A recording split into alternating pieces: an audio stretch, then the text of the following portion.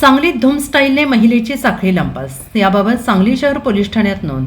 फिरायला निघालेल्या वैशाली आनंदा केसरकर वय वर्ष 50 राहणारे पानाडी गल्ली खनबाग सांगली यांची 1.5 तोळ्याची सोनसाखळी दुचाकीवरून धूम स्टाईलने आलेल्या चोरट्यांनी हिसडा मारून लंपास केली.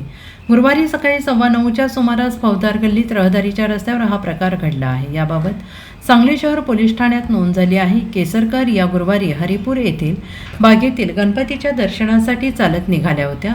फौजदार गल्लीतून बस स्थानकाकडे जात असताना चावर्डेकर यांच्या घरासमोर काळ्या दुचाकीवरून हेल्मेट घातलेले दोघेजण समोरून आले.